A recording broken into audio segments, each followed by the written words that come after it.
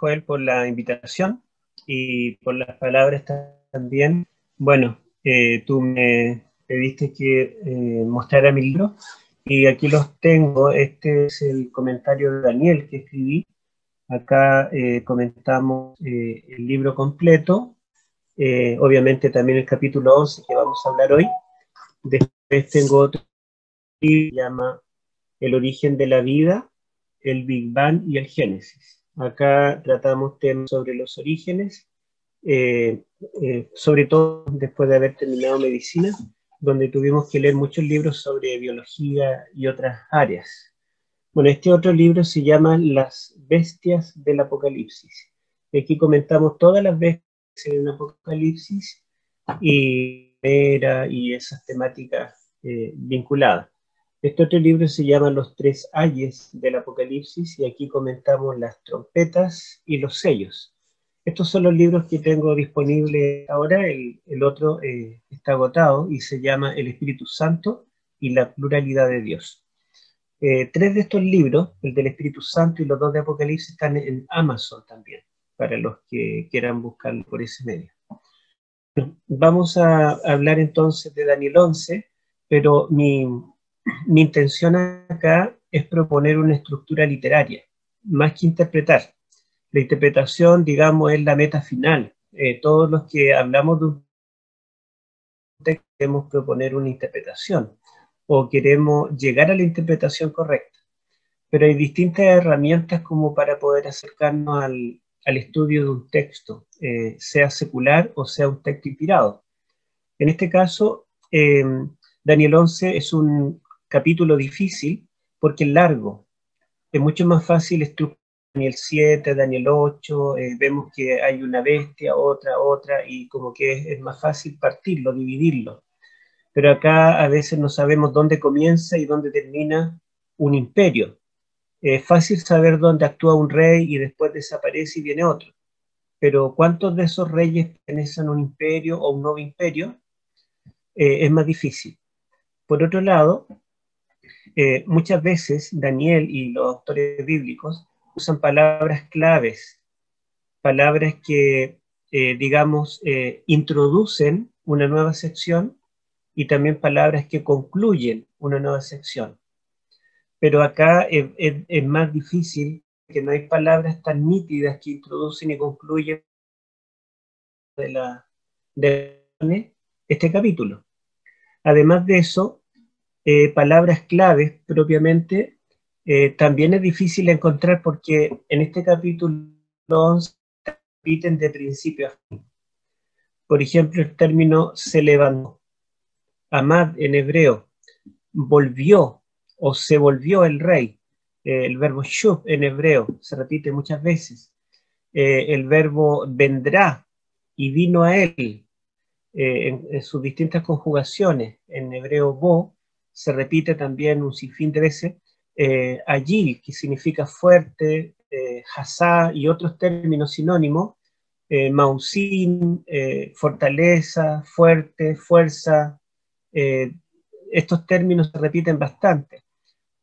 Conflictos, ¿verdad? Lucha entre uno y otro rey, son temáticas y son palabras continuamente en este capítulo 11. La misma palabra rey, por ejemplo, la palabra norte, sur, hijo, hija, son términos que están bastante repetidos. Entonces, poder dividir una sección de este capítulo diciendo que acá se utiliza un lenguaje peculiar y luego un lenguaje diferente, no es tan fácil.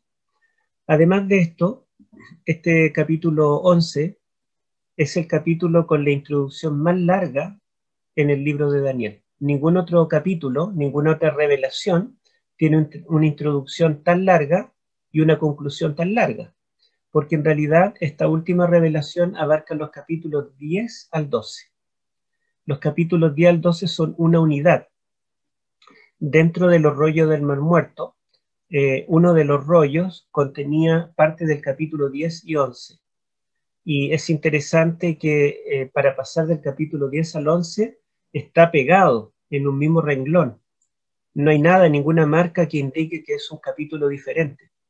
Por lo tanto, los originales, ¿verdad?, nos respaldan para mostrar que los capítulos 10 a 12 son una unidad literal. Esto hace más largo, ¿verdad?, este capítulo. Veamos entonces, voy a compartir las diapositivas que tenemos por acá. Acá entonces estamos compartiendo. Hablamos del capítulo 11, que es lo que nos interesa, pero como les digo, es parte de una sección que es un poco más grande, que serían los capítulos 10, 11 y 12. En el capítulo 10 tenemos allí que Daniel está orando, ayunando, se le aparece un varón glorioso, su rostro era como el sol, Daniel cae como muerto a sus pies, y viene un ángel que pone su mano sobre su hombro, lo fortalece, lo ayuda a enderezarse, y le dice, varón muy amado. Esas mismas palabras en el capítulo 9 se les había dicho a Daniel el ángel Gabriel. Este y otros motivos hacen que la mayoría de los eruditos piensen que aquí hay dos personajes. Uno, el varón glorioso que está delante de la vista de Daniel, y el otro, el ángel intérprete, que es el que toma a Daniel, lo fortalece, y el que trae el mensaje que es enviado por Dios. Sería Gabriel, el ángel mensajero, que va a entregar una revelación oral, audible, no una visión. Daniel en el capítulo 11 no se le muestran estos reyes combatiendo, sino que se le muestra, o más bien no se le muestra, se le cuenta, se le narra lo que va a pasar. Y mientras él escucha esto, está contemplando a Cristo en gloria. Esta escena y estos seres celestiales desaparecen en toda la revelación que va desde el capítulo 11.2 hasta el 12.3. En el 12.4, otra vez reinicia ese diálogo con estos seres celestiales, vuelve a mencionar este varón glorioso que él es allí, y hay interacción entre Daniel con ellos. Vamos a ver entonces cómo podemos dividir la revelación propiamente, que nos cuenta de los distintos reinos, el reino persa, griego, romano, papal, y el reino eterno de Miguel. Recuerden ustedes desde el capítulo 11.2 al capítulo 12.3. La división en capítulos hecha allí en la Edad Media, en el siglo XIII, y la división en versículos en el siglo XVI. Pero aquí ustedes pueden ver que el capítulo 10 debiera haber terminado en el 11.1. Y el capítulo 11 debiera comenzar en el 11.2. Y estrictamente hablando, en la mitad del 11.2. Y el capítulo 11 debiera terminar en el 12.3. Y el capítulo 12 debiera comenzar en el versículo 4. O bueno, es como quedó, ¿verdad?, la Biblia dividida así. Sin embargo, originalmente, como les decía, Daniel no dividió su libro en capítulos ni en versículos. Bueno, dentro de las distintas propuestas, tomando a teólogos adventistas contemporáneos, muchos de ellos conocidos por ustedes, o a través de sus libros, o a través de videos de YouTube, podemos ver que no hay concordancia. En cuanto al imperio medo-persa y los reyes de aquí, todos concuerdan que están narrados en el versículo 2. Ustedes ven que en esta cadena profética de reinos, Babilonia tampoco está considerada, y el versículo 2 habla solamente un versículo para hablar de los reyes persas, y menos que un versículo, porque la primera vez no tiene que ver la revelación de este versículo. Ahora, después de esto viene el imperio griego o greco-macedonia. Es interesante que dentro de nuestros teólogos, por ejemplo, el doctor Jacques Ducan, dice que el imperio griego solamente ocupa el versículo 3 de este capítulo. Luego el imperio romano es un poco ambiguo en su libro. Él dice que en una parte que sería los versículos 4 al 8, en otra parte de su libro dice que no hay ningún versículo para Roma, solo una mención, y cuando ubica al papado, no lo ubica desde el 9 en adelante, sino desde el 5 en adelante. O sea, al parecer, el versículo 4 mencionaría Roma, y luego automáticamente continuaría con Roma papal.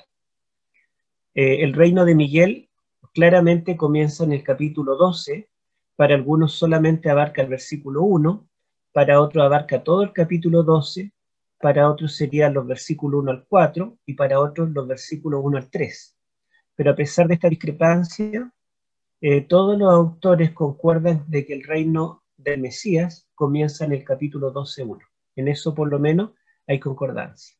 Ahora, Mervyn Boswell, en un libro que seguramente también han visto alguna vez, El futuro revelado, algo así se llama, él dice que el imperio griego está desde los versículos 3 al 3. Para él, en el versículo 14 se introduce Roma, con la frase hombres turbulentos, y llegaría hasta el versículo 20. El versículo 21, que introduce a un hombre despreciable, o como otras versiones traducen, él dice que aquí se refiere al papado. El doctor Carlos Mora también siguió esta postura de Boswell y también piensa y lo divide en la misma forma. Y el papado continúa hasta el versículo 45. El doctor Willanchea, en su comentario a Daniel, él dice que el reino griego va desde el versículo 3 al 15 y Roma entraría en el versículo 16, cuando aparece un rey que vendrá contra él y no habrá quien se le pueda enfrentar. El imperio romano termina, de acuerdo al doctor Chea, en el versículo 22, por lo tanto, ¿verdad?, es posterior a lo que dicen los autores anteriores, y desde el versículo 23 al 45, él coloca o ubica a Roma papal. Después, el doctor Frank Hardy, doctor también en teología, él hizo su tesis de maestría en Andrews sobre Daniel 11, y en su tesis de maestría y otros escritos posthechos, él también, de acuerdo al doctor Chea, coloca a Grecia en los versículos 3 al 15, entre paréntesis, el director de la tesis doctoral, el guía de tesis de él fue el doctor Chea. Pero él discrepa en la división de Roma. Él dice que Roma va desde el versículo 16 al 28. Y por lo tanto, Roma papal comenzaría en el versículo 29 hasta el 45. Varios autores, entre ellos, ¿verdad?, tenemos también el Comentario Bíblico Adventista y otros, dividen los versículos 3 al 13, como hacen otros autores como Boswell, por ejemplo, y comienzan con Roma en el 14, pero terminan en el 30, no en el 20 como Boswell, ni en el 8 como Jack Duncan, ni en el 22 como William, el 28 como Frank Hardy, sino en el 30. Hace poco el doctor Alberto Treyer también dio algunos seminarios interesantes sobre Daniel 11, y él propone que sea hasta el versículo 29 que llegue Roma. O sea, tendríamos ya otra propuesta.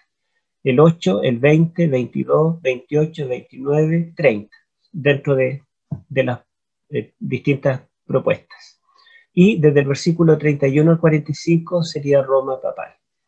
El doctor Roy Jane, que ustedes lo escucharon hace poco, esto yo lo seguí en base al libro que él escribió, o su ponencia que hizo el 2018 en Italia.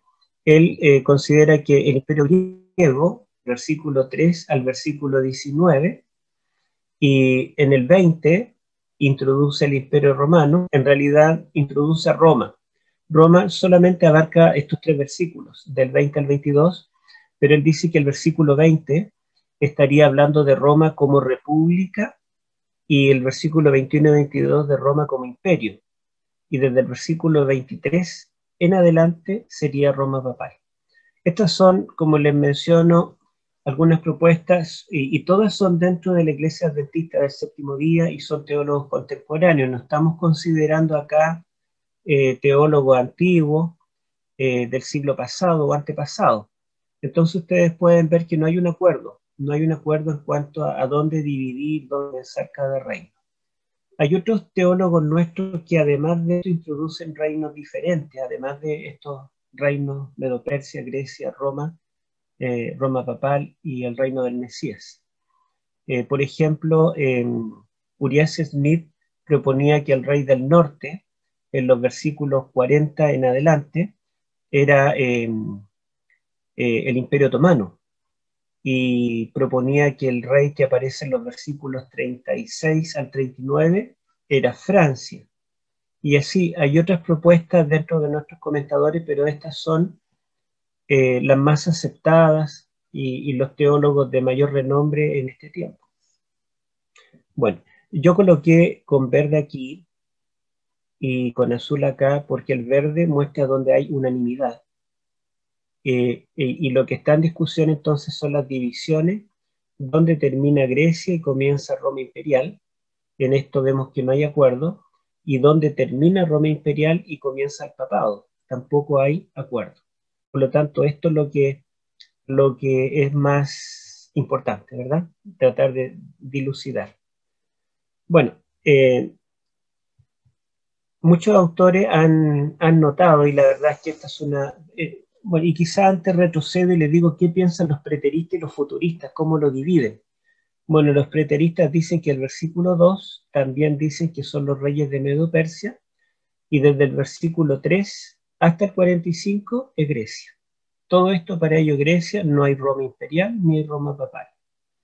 Y los futuristas, ellos dicen que el versículo 2 es Medo-Persia, y versículo 3 hasta el versículo 35 es Grecia, y desde el 36 al 45, entre el 35 y el 36, ellos colocan unos 2200 años de paréntesis. Es como que la historia va transcurriendo hasta el versículo 35 y de pronto se paraliza allí en el tiempo de Antíoco IV Epífanes, 2 siglos antes de Cristo. Y el versículo que sigue, el 36, está hablando de un rey que vendrá unos 2200 años después, que será posterior al rapto secreto. Y allí está hablando entonces del anticristo futuro, que reinará 3 años y medio literales. Entonces, ustedes pueden ver que son divisiones bastante diferentes, solamente dividen el versículo 2 y el reino de Miguel, y todo lo demás lo unen para hablar de Grecia, solo Grecia, destacando principalmente Antíoco Epífanes, los preteristas, y Grecia hasta el versículo 35, los futuristas, y desde el 36 introducen un paréntesis, digamos, entre el 35 al 36, y el 36 ya hablaría del anticristo futuro. Bueno, prácticamente son unánimes los teólogos, tanto futuristas, preteristas, eruditos judíos también, y teólogos adventistas, que concuerdan que el capítulo 11 de Daniel es una ampliación y explicación del capítulo 8. Ya el doctor Roy Gane también lo mencionó, ¿verdad? Y dio alguna evidencia. Resulta que el capítulo 8 es la última visión que tiene Daniel. Es la visión del carnero, el macho cabrío y los 2300 días. Pero esta visión, Daniel no entendió todo. Él entendió quién era el carnero porque se le dijo, entendió quién era el macho cabrío, se le dijo también, entendió quién era el cuerno pequeño, pero cuando se le habló de las tardes y mañana, los 2300 tardes y mañana, se le dijo que debía ser guardada esa visión porque es para el tiempo del fin. Y Daniel quedó quebrantado porque él no pudo entenderlo. Por lo tanto, en el capítulo 9, él oró, pero él no oró para comprender toda la revelación, sino solamente lo que tenía que ver con su pueblo. Y se le dice que hay 70 semanas que están determinadas para su pueblo. Por lo tanto, el capítulo 9, en el mismo ángel que está en el capítulo 8, le viene a explicar la primera parte de estos 2300 días, que tiene que ver con el pueblo judío y nos llevan al año 34. El resto de la explicación del capítulo 8 en detalles por el ángel quedó pendiente. Por lo tanto, el capítulo 11, al ser una explicación oral por el mismo ángel, significa que es para ahora explicarle todo el cuadro, toda la historia, pero no solo hasta el año 34, sino hasta el mismo fin. Ustedes pueden ver que lo poco que se dice del imperio persa, solo un versículo, es porque no es tanto el interés en el pasado, sino más bien lo que viene después de las 70 semanas, que es lo que no se le explicó en el capítulo 9. ¿Mm? Por lo tanto, el capítulo 11 tiene que tener paralelo con los capítulos 8 y 9. Bueno, dentro de todo esto, en el folleto que estudiamos nosotros el año 2019, el doctor Elías Brasil de Souza nos pone este cuadro que nos ayuda a poder dividir estos reinos. Por ejemplo, haciendo el paralelo con Daniel 8 y 9, en el capítulo 11, versículo 2, se menciona a los reyes de Medio de Persia. Y él nos dice que el carnero, que apareció en el capítulo 8:3, y que en el versículo 20 el ángel le dice, el carnero son los reyes de Medio de Persia, nos ayudan a ubicar, ¿verdad?, en paralelo que el capítulo 11 está explicando algunos detalles adicionales de este mismo poder. Luego el mismo versículo 2 dice que el cuarto rey persa levantará a todos contra el rey. Entonces aquí se menciona a Grecia. Y él dice que Grecia es mencionado explícitamente allí cuando se introduce al macho cabrío, y el ángel Gabriel le dice que el macho cabrío es el rey de Grecia, ¿verdad? Luego, en el versículo 3, dice que de Grecia se levantará un rey poderoso. Y este rey poderoso también es mencionado acá, representado a través de un cuerno grande, un solo cuerno que tenía entre los ojos. Y ese cuerno grande, ¿verdad?, se le dice que es el rey primero. Posteriormente, en Daniel capítulo 11, se nos dice que ese rey poderoso será quebrantado y su reino será dividido hacia los cuatro vientos del cielo. Y el doctor Brasil de Souza, ¿verdad?, nos recuerda que este cuerno en el capítulo 8 del macho cabrío fue quebrado y en su lugar salieron cuatro cuernos hacia los cuatro vientos del cielo. Entonces, el capítulo 8 nos ayuda a entender este capítulo 11. Luego, en el versículo 16, se introduce una frase de Hasevi, que desde el hebreo significa al español, en la tierra gloriosa. Esta frase, ¿verdad?, que hay un rey que se levanta y conquista la tierra gloriosa, nos recuerda que Roma es introducido en la figura del cuerno pequeño en el capítulo 8, y dice que crecerá hacia el sur, hacia el oriente y hacia la tierra gloriosa. Entonces, él dice aquí la palabra gloriosa, ¿verdad?, está diciéndonos que como Roma se introduce en el versículo 9, con esta frase, debemos entender que en el versículo 16 se introduce a Roma otra vez. Ahora, en el versículo 22 dice que será asesinado el príncipe del pacto. Y él nos recuerda que en el capítulo 9, las 70 semanas, se habla de que Roma pagana quitará la vida al Mesías príncipe, y cuando él muera, confirmará el pacto con muchos. Esa terminología entonces a él le hace pensar que en el versículo 22 todavía está hablando de Roma. Ustedes pueden ver que yo pinté de color distinto cada reino. El versículo 2 claramente es el imperio persa, en el 2 menciona Grecia al final, la última palabra, y por lo menos versículo 3 y 4 tenemos claro que es Grecia. El versículo 16 y 22 podemos asegurar que es Roma, y versículo 31, cuando dice que se quitará el continuo y se va a profanar el santuario, es una terminología que se usa en el capítulo 8 para hablar del cuerno pequeño en su fase papal. Cuando el cuerno pequeño habla palabras contra Dios y persigue a los santos y se levanta contra el príncipe del ejército celestial, entonces es Roma en su fase papal. Por lo tanto, el versículo 31 nos está diciendo acá que hay un cambio de poder. El versículo 40 habla del tiempo del fin, lo mismo el versículo 35. Y acá también, en Daniel 8:17, se habla del tiempo del fin. En el versículo 45 dice que el rey del norte será destruido y no habrá quien le ayude. Y en el versículo 25 del capítulo 8 se dice que el cuerno pequeño será destruido, mas no con mano humana. En ambos, ¿verdad?, su destrucción pareciera que no es por una causa natural, ni en una guerra humana, sino una destrucción de parte de Dios. Esto nos ayuda a demarcar estos distintos imperios. Lo que no podemos hacer es decir, por ejemplo, asegurar que Roma comienza en el 16, porque Grecia claramente está hasta el 4, pero ¿hasta dónde podría Roma comenzar entre el 4 y el 16? Lo mismo aquí en el 22 es Roma imperial y en el 31 hasta Roma papal. Pero ¿dónde comienza y termina cada uno? Esa es la discrepancia entre varios de nuestros teólogos. Bueno, en Daniel 2:11, 2 al 12:3, tenemos en total 5 reinos, por lo menos eso está claro. Acá todos concuerdan en que hay 5 reinos, 1, 2, 3, 4 y 5 con el reino de Miguel en el capítulo 12.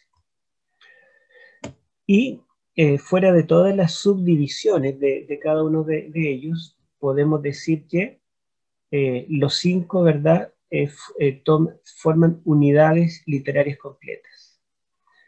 Acá esta es la división que yo propongo, y voy a decir por qué.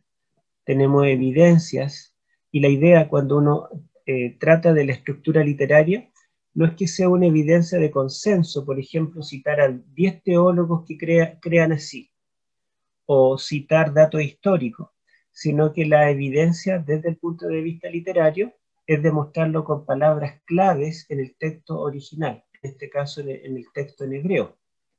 El versículo 2 habla de los reyes de Medo-Persia. Los versículos 3 al 15 habla de los reyes de Greco-Macedonia o de Grecia, 3 al 15. 16 al 30 habla de los reyes de Roma imperial. Versículos 31 al 45 de Roma papal y el capítulo 12, 1 al 3 del reino de Miguel.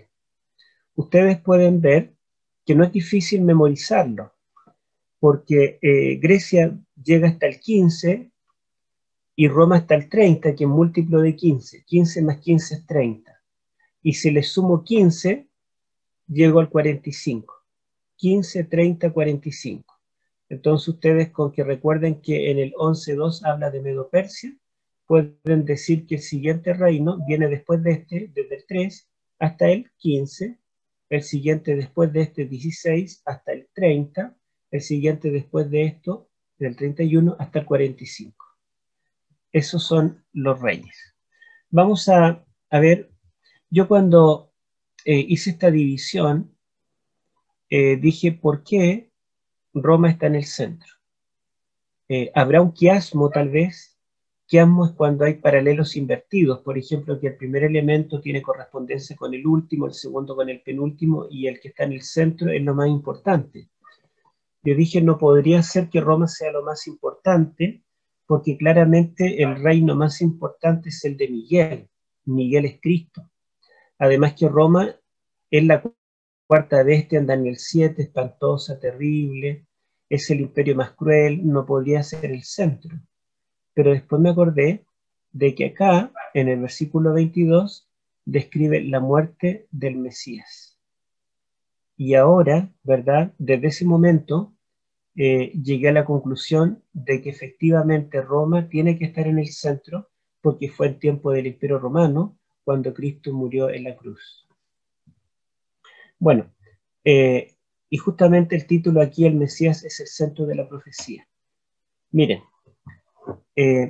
a estos 5 reinos que tenemos acá, en la diapositiva anterior, desde el 11.2 al 12.3, tenemos que añadir el resto de esta sección, porque la verdad es que esto es la revelación oral, pero el ángel que le revela apareció en el 10, y el ser glorioso que Daniel contempla también, y luego continúa un diálogo en el 12.4 al 13, así que tenemos que añadir acá el capítulo 10 y acá el resto del capítulo 12. Eso nos da 7 partes, y el 7 no es casual, que es el número preferido en Daniel y Apocalipsis.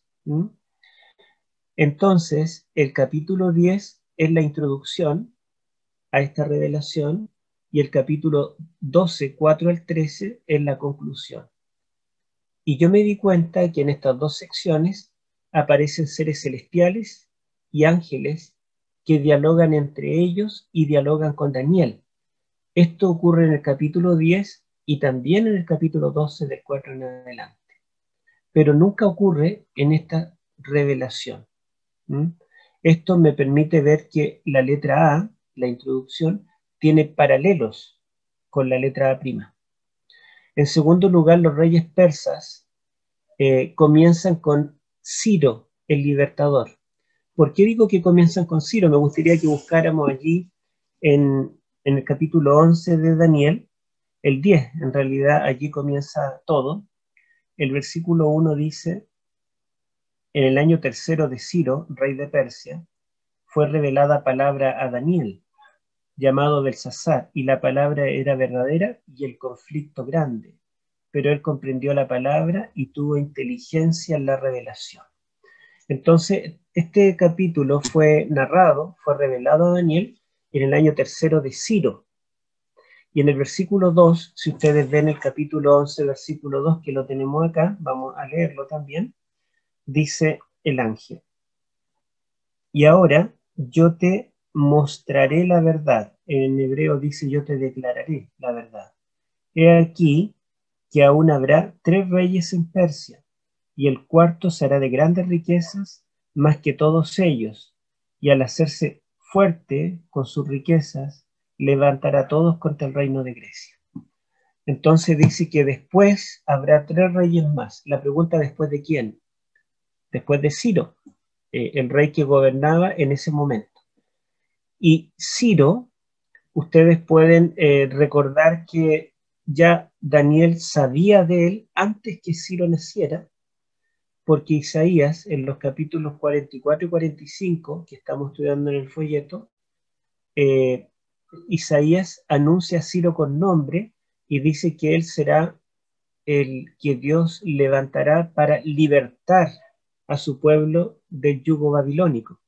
Dice que él tomará Babilonia, el enemigo del pueblo de Dios, aquel reino, el rey del norte, que destruyó Jerusalén, destruyó el templo, profanó el templo y llevó cautivo al pueblo de... Ese reino malévolo de Babilonia será conquistado por Ciro, y al mismo tiempo Ciro dará un decreto para libertar al pueblo judío, para que vuelva a la tierra prometida, y dará un decreto para reconstruir el templo.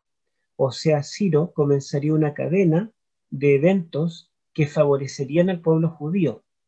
Por lo tanto, Ciro es el libertador histórico de los judíos. Y la revelación termina con Miguel. Fíjense ustedes el capítulo 12. Yo no sé si Joel me puede ayudar con la lectura o lo hago yo.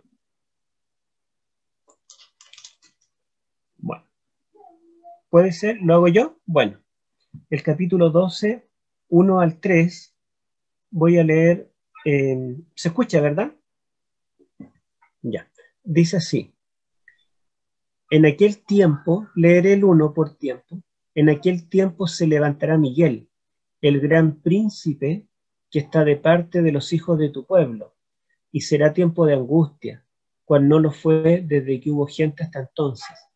Pero en aquel tiempo será libertado tu pueblo, todos los que hayan sido registrados inscritos en el libro. Entonces, otra vez aquí, digamos, cuando habla del reino mesiánico, habla de un libertador.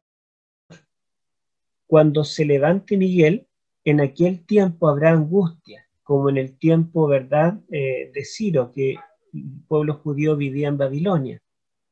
Pero Ciro lo libertó, y dice que ahora se levantará al final de la historia Miguel, el gran príncipe que está a favor de su pueblo, y dice que será libertado tu pueblo.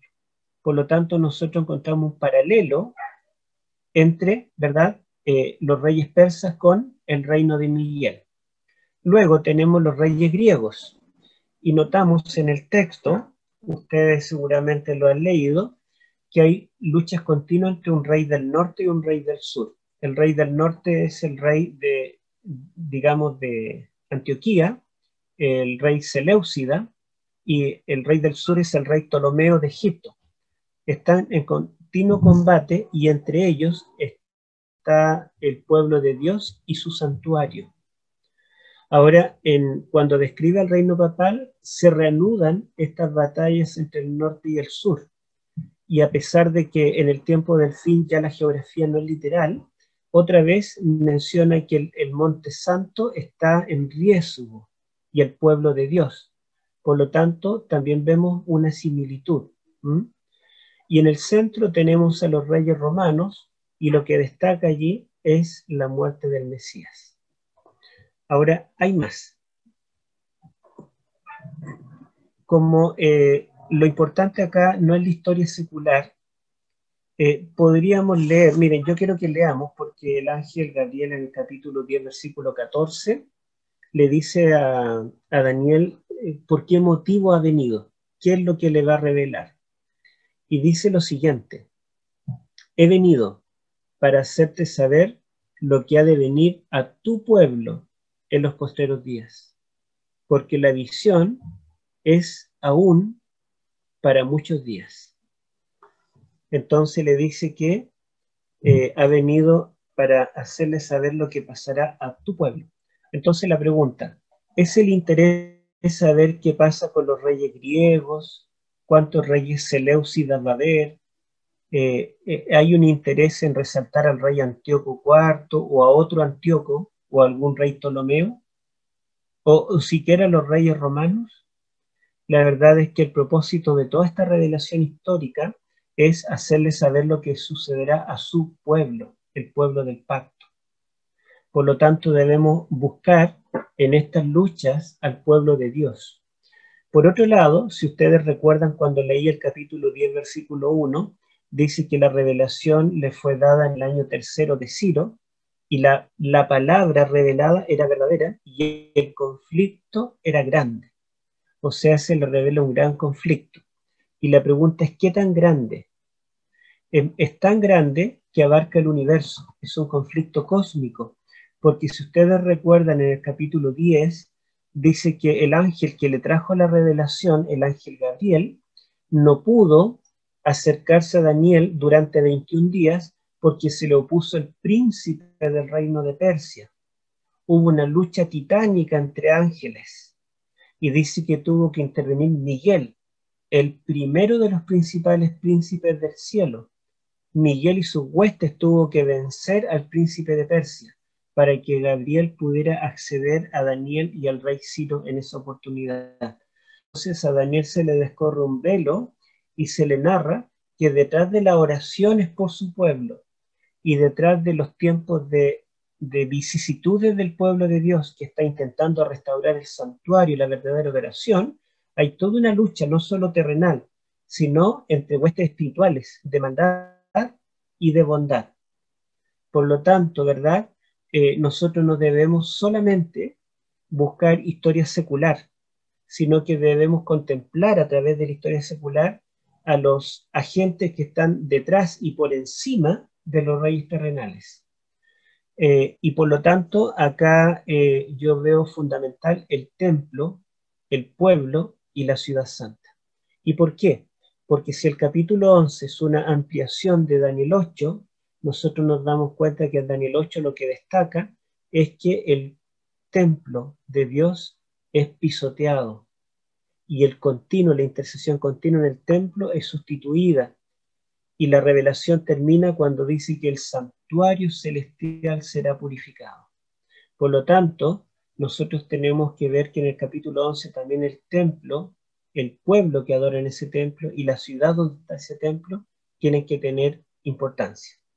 Entonces podemos decir que los reyes persas restauran el templo, la ciudad y el pueblo. Y justamente los 4 reyes que menciona allí, Cambises, luego viene Darío I el Grande, después viene Jerjes, el esposo de Esther, y el cuarto, que es el que destaca, es Artajerjes. Estos 4 reyes restauran al pueblo, restauran el templo y restauran la ciudad. Ciro dio el primer decreto para restaurar el templo, pero luego fue interrumpido por los samaritanos. Darío da un segundo decreto y él logra concretar la restauración completa del templo en el año 515 a.C. Luego Artajerjes da 2 decretos para reconstruir la ciudad, uno el 457, ¿verdad?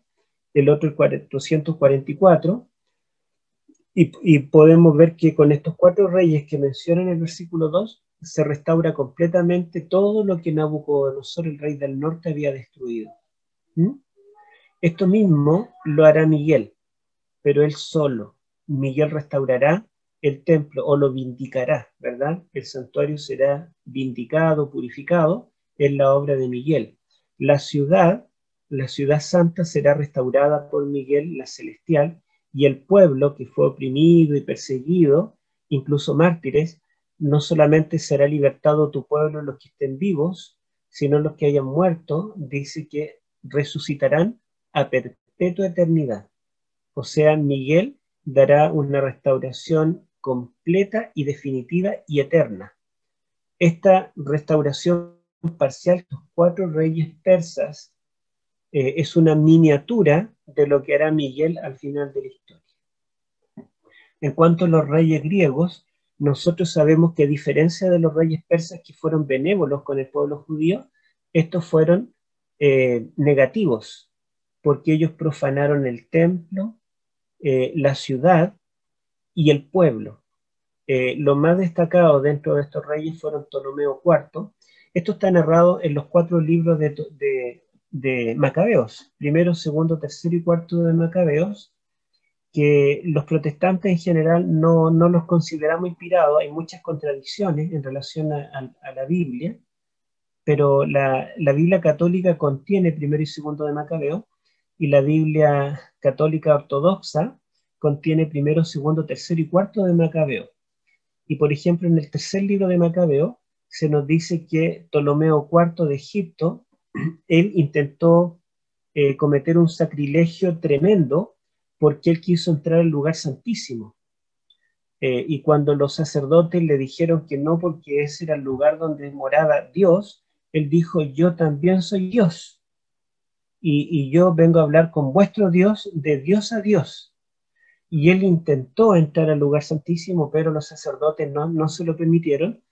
Entonces dice el tercer libro de Macabeo que él se fue con mucha ira a Egipto, y en Alejandría, la capital del imperio ptolomaico, habitaba una gran población de judíos. Entonces él dio un decreto de muerte para todos los judíos de Alejandría. Y según el libro tercero de Macabeos, Dios intervino en forma milagrosa para evitar que hubiera un genocidio. Pero interesante, ¿verdad?, cómo estos reyes griegos, algunos de ellos fueron muy malos. Además de eso, también el libro primero y segundo de Macabeo nos cuentan de Antíoco IV Epífanes, no del sur de Egipto, sino del norte, de Seleucida, que dice que él profanó el templo también, atacó la ciudad, luchó contra el pueblo judío, sacrificó un cerdo en el altar, levantó una imagen a un dios griego. Entonces, estos reyes hicieron, ¿qué hicieron con el pueblo de Dios? A diferencia de los reyes persas que lo restauraron, ¿verdad? Ellos profanaron el templo, la ciudad, y también diezmaron al pueblo. Esto que hacen los reyes griegos en miniatura lo haría mucho más el papado. El papado profanaría el templo. De hecho, en Daniel 8 dice que es el cuerno pequeño, su fase papal, que quitará la base de su santuario y lo arrojará por tierra. Dice también que le quitará a Cristo el ministerio continuo del templo celestial.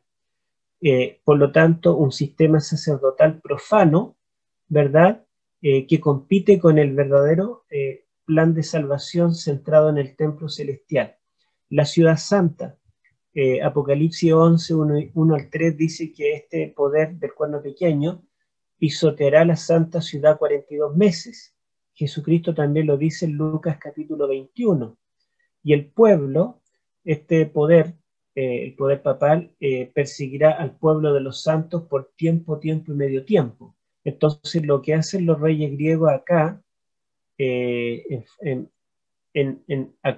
a pequeña escala, con el pueblo judío literal, lo hará el papado con el pueblo de Daniel, el pueblo judío espiritual. Y en el centro tenemos entonces los reyes romanos que destruyen el templo, no solamente lo profanan, se da cuenta que hay una intensificación, acá lo restauran, acá lo profanan, acá lo destruyen, al punto que no dejaron piedra sobre piedra. Destruyen también la ciudad de Jerusalén, matan 1 millón de judíos y luego persiguen a cristianos, ¿verdad? Y matan, no sé si fueron centenas, miles o millones. El Imperio Romano en una etapa intentó acabar con el cristianismo. Y no solo eso, sino que también dieron muerte al Mesías. Y eso lo anuncia en este capítulo, en el versículo 22. Por lo tanto, lo que Roma hace, ¿verdad? Es mucho peor, ¿verdad?, de lo que hicieron los otros reinos. Y así tenemos que esta estructura es una estructura quiástica. Bueno, vamos a avanzar. Antes de ver en detalle cada una de estas secciones, recuerdo algunas palabras que escribió allí en su tesis el doctor Frank Hardy. Él dice, lo que escuchó Daniel, el profeta, ¿verdad? Lo que escuchó fue Daniel 11, pero lo que vio fue a Cristo.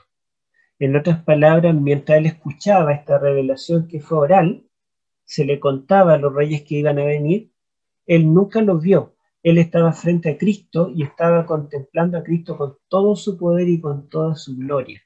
Por lo tanto, él concluye, en cualquier caso, para nosotros, la tarea es traer los dos elementos de la experiencia de Daniel en el capítulo 11 juntos.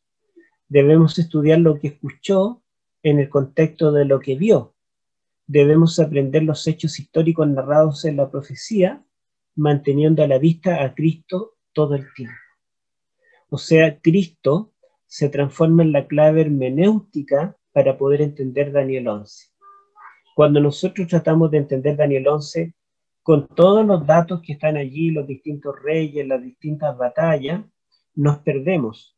Pero cuando nosotros vemos a Cristo en este capítulo, parece que todo se hace simple.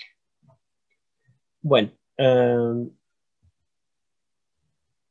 dentro de las otras propuestas estructurales, las más significativas son justamente la de Hardy y la del doctor Jacques Ducamp. Mire, Hardy propone en su tesis la siguiente estructura literaria, que también él piensa que es un quiasmo, y concuerda conmigo de que el versículo 22 sería el centro, la muerte del Mesías. Pero hay algunas diferencias. Él coloca como una estrofa aparte los versículos 16 al 21, que hablan de Roma imperial, y los versículos 23 al 28, que también hablan de Roma imperial después de Cristo. Ustedes vieron que yo termino en el 30, él termina en el 28. Él coloca el capítulo 10 completo hasta el versículo 21 como paralelo del capítulo 12 completo, pero ustedes pueden ver que el capítulo 12, los primeros 3 versículos, es la culminación de esta larga lista de reyes que termina con el reino eterno de Cristo. O sea, el reino de Cristo es parte de la revelación, los primeros 3 versículos. No es parte de la introducción. No puede ser paralelo a la introducción, los primeros 3 versículos. Después él tiene como un bloque literario los versículos 1 al 4, pero el versículo 1 del capítulo 11 pertenece a la introducción. El versículo 2 habla de los reyes persas. El versículo 3 habla de Alejandro Magno. Y el versículo 4 habla de la división de su reino en 4. Entonces estos 4 versículos, en vez de formar una unidad, en realidad cada versículo es parte de una unidad distinta. Y estos 4 versículos los ponen en paralelo con los versículos 40 al 45, que nos hablan del papado después de su herida de muerte. Y así hay algunas cosas que no concordamos, y el doctor Jacques Ducamp, en 2019, sacó un libro sobre Daniel 11, y él propone esta estructura un poco más compleja, basada también en la de Hardy, donde repite básicamente esos detalles estructurales y los subdivide en algunas partes. Él coloca también a Cristo como el centro, su muerte, pero él dice que en el versículo 22 no está hablando de Cristo, sino que está hablando del periodo de la Contrarreforma, a partir del 1600 en adelante. Entonces, él dice que aquí la muerte de este Mesías es la muerte de los mártires del tiempo de la Contrarreforma. Está aludiendo a la muerte de Cristo, pero no está hablando de la muerte de Cristo. Bueno, o para comprender este capítulo, y la verdad es que todo Daniel y Apocalipsis, es necesario tener algunos principios claros. El más fundamental, diría yo, es que nosotros debemos comprender que hay un paso del Israel literal al Israel espiritual. Y eso es lo que no considera, por ejemplo, el doctor Roy Gane, porque él dice que debemos nosotros entender en forma literal todo el capítulo 11. Por lo tanto, cuando habla del rey del sur, debemos entender siempre Egipto. Y como Egipto fue ocupado por musulmanes posteriormente, debemos entender que las luchas contra el rey del sur, entonces deben ser literalmente una lucha contra el Egipto musulmán. Él entonces propone que todo el capítulo es literal. Jack Duncan propone que todo el capítulo es espiritual. Él dice solo el versículo 12 es literal, pero versículo 3 hasta el final debemos entenderlo todo en forma espiritual y simbólica. Y yo diría son como dos extremos. Sin embargo, debemos entender que hay un traspaso del Israel literal, el pueblo de Daniel, al Israel espiritual, que es la iglesia cristiana. Bueno, ¿qué evidencias tenemos? Tenemos, por ejemplo, en el capítulo 9, evidencias muy claras. No lo vamos a leer, pero Daniel en el capítulo 9, versículo 4, dice que vuelve su rostro a Dios para orar y pide perdón por el pecado de su pueblo, porque dice el cautiverio babilónico que están viviendo en ese momento es porque ellos, los judíos, no permanecieron en su pacto. Ellos invalidaron el pacto de Dios. Y claramente allí la palabra pacto en Daniel 9:4 se refiere al pacto literal que hizo Dios con el pueblo judío. Pero en el versículo 27 dice que el Mesías, cuando muera, él confirmará un pacto con muchos. Ese pacto no es el mismo pacto que de los judíos literales, sino que es el nuevo pacto con el Israel espiritual, ¿sí? Aunque sea la misma palabra hebrea, berit, en el mismo capítulo, nosotros podemos ver que cuando Daniel 9 está hablando del Mesías, ahora debemos entender el lenguaje no limitado al pueblo judío literal, sino que debemos entenderlo ahora para los judíos espirituales, es decir, la iglesia cristiana, compuesta de judíos y gentiles. El monte santo se repite también allí dentro de la oración y se refiere al monte literal de Jerusalén, pero luego cuando dice que el Mesías ungirá al santo de los santos, ya no entendemos un santuario del monte de Sión literal, sino el santuario celestial. Me salto para no mencionar todo esto.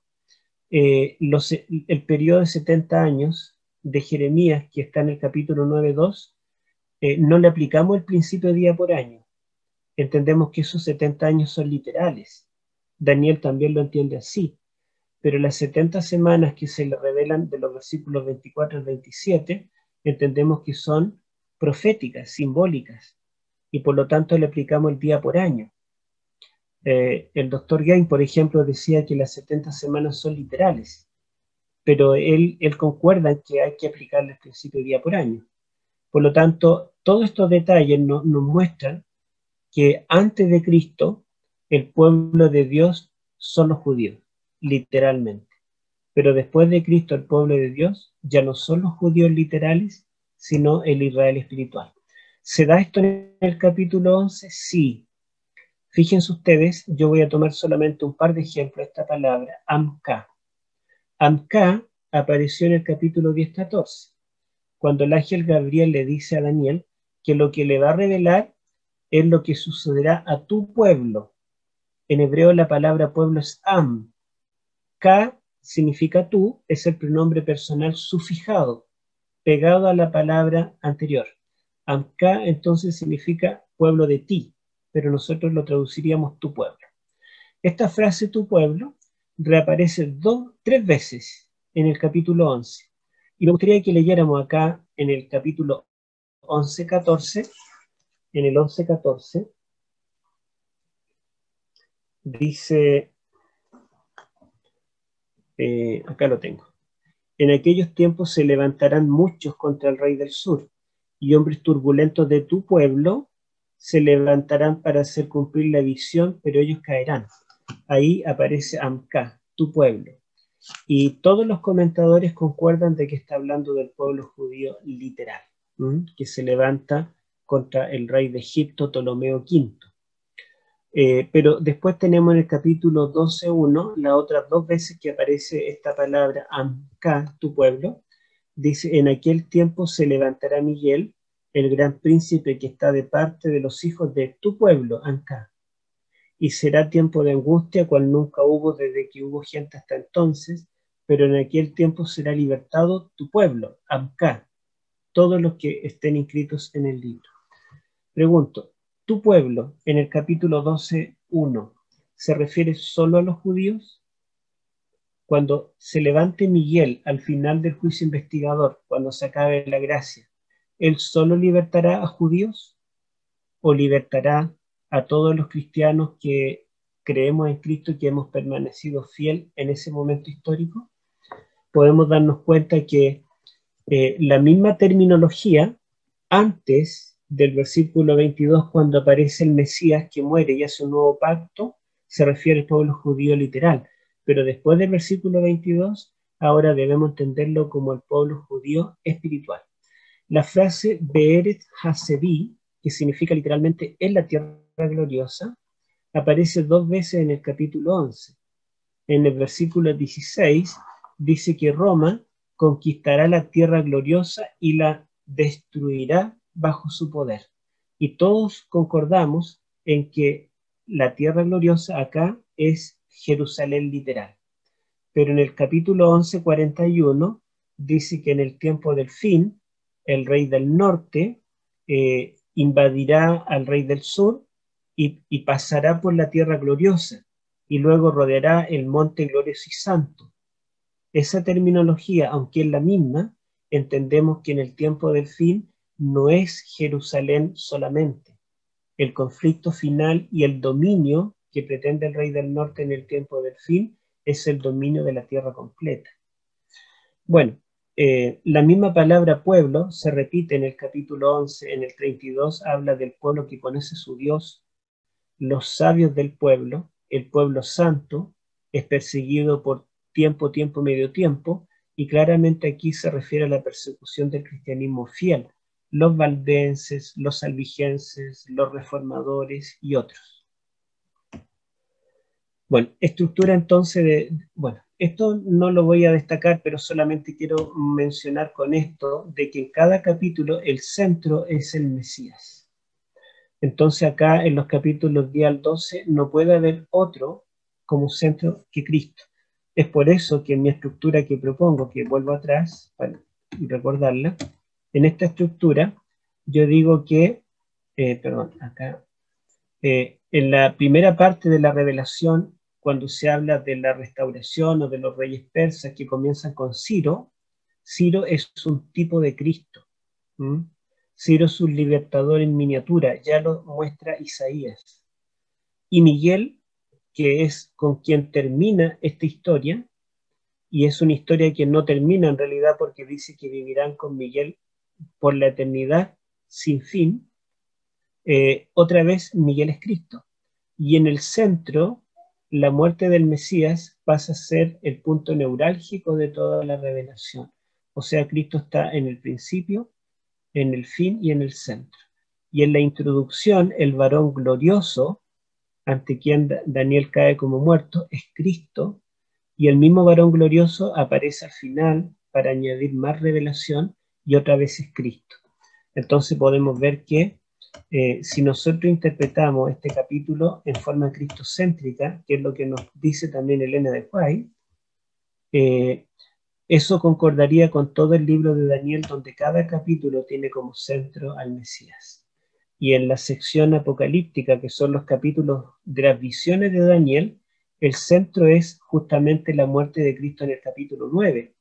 Entonces no nos puede extrañar que en el capítulo 11 haya un quiasmo donde el versículo central sea otra vez la muerte de Cristo. ¿Mm?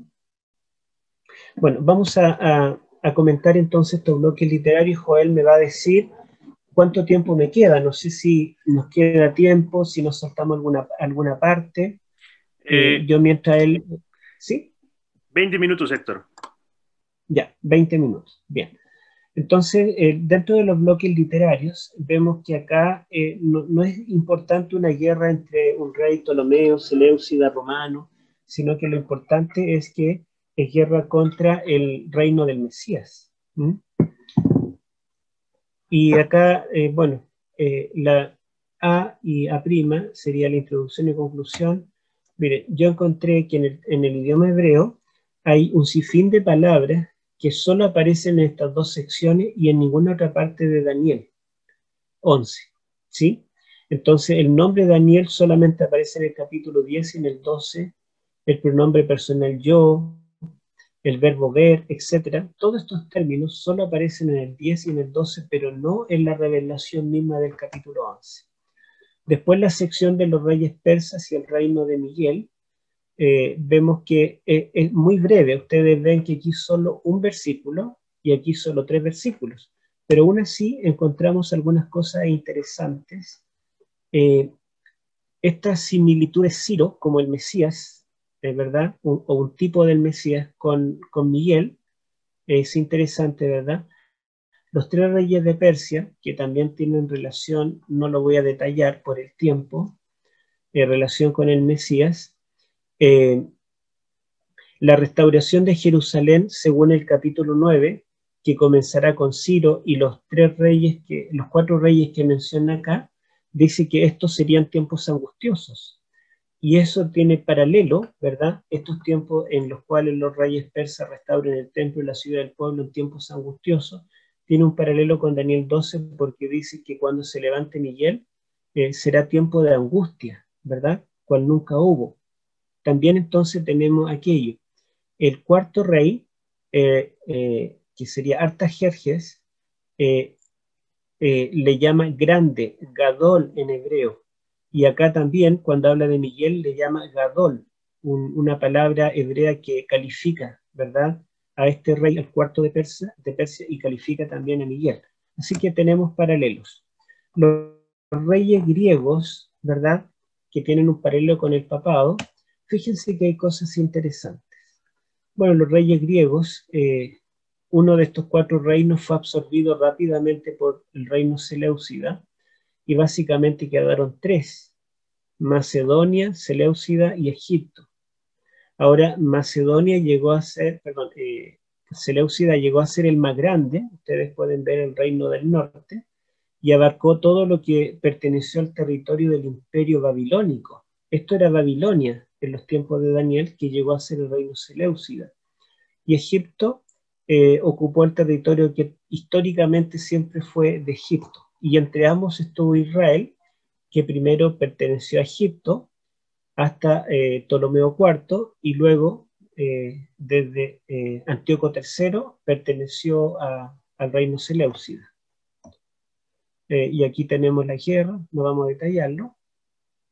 Lo que sí vamos a decir es que encontramos que en estas dos secciones de los reyes griegos y del papado hay mucho término también que solamente aparecen acá. Por ejemplo, el verbo gobernar, Dios, oro, plata, deleite, y solamente me voy a detener en este verbo gobernar, mashal en hebreo, que solamente aparece para describir a reyes griegos o al papado.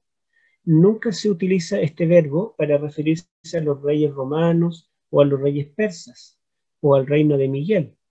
Y es interesante porque fíjense ustedes en el capítulo 2 de Daniel, cuando habla de Grecia, dice que después de la cabeza de oro se levantará un segundo reino inferior al tuyo y luego un tercer reino de bronce que dominará toda la tierra. Machal, o la palabra equivalente en arameo. ¿Mm? La palabra gobernar o dominar es la única característica que dice del reino de bronce de Grecia. Cuando habla en Daniel 7 de la bestia, la tercera bestia que es semejante al leopardo, dice que esa bestia dominará o gobernará, que es la palabra equivalente a mashal en arameo, y acá otra vez lo dice de Grecia, pero también lo dice del papado, así que hay un paralelo más.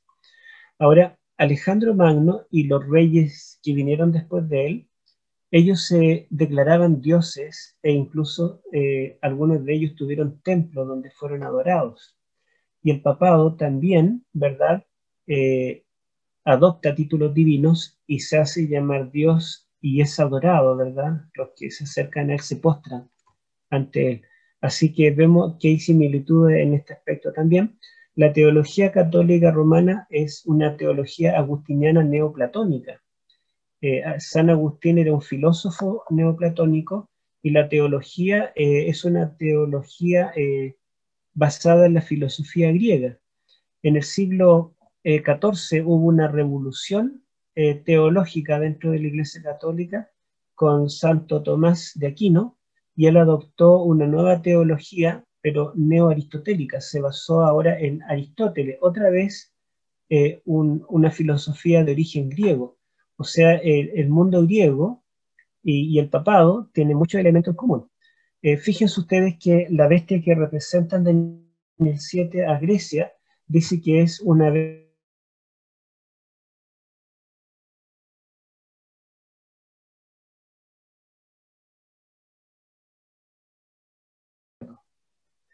Entonces, es interesante, ¿verdad?, esos paralelos que podemos encontrar entre los reyes griegos y el papado.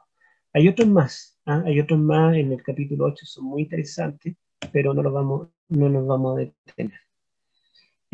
Y los reyes romanos que están en el centro, que destruyen, ¿verdad?, el templo y la ciudad de Jerusalén literal, yo me di cuenta que hay una cantidad de palabras que son exclusivas. Fíjense ustedes, todas estas palabras solamente aparecen en estos versículos y no aparecen nunca antes y nunca después de estos versículos. O sea, claramente esta sección es una sección singular y la terminología hebrea lo respalda. No son 2 ni 3 palabras, fíjense ustedes, son decenas de palabras. Bueno, pero hay otros detalles más que los mostraré acá. Mira, los mostraré mejor acá. A ver, vamos a correr esto para abajo para que no me moleste. Los versículos 16 al 22. ¿Se acuerdan ustedes que dijimos que este reino Roma, y quizá retrocedo acá para que ustedes puedan ver, Roma abarca los versículos 16 al 30. 16 al 30. Pero dijimos que el versículo 22 divide esta sección en dos.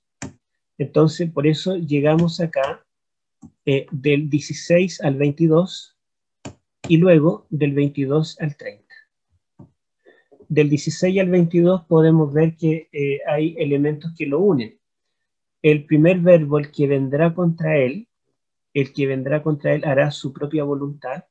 Es interesante porque la frase hará su propia voluntad, que en hebreo es Bella As Kirsano. Esta frase, Bella As Kirsano, solo aparece 3 veces en Daniel 11. La primera vez que aparece es en el capítulo 11, versículo 3, cuando introduce a un nuevo rey de un nuevo imperio. Introduce a Alejandro Magno del imperio griego. Y ahora en el versículo 16 se repite por segunda vez esta frase y es para introducir un nuevo rey de un nuevo imperio. Ahora el imperio romano.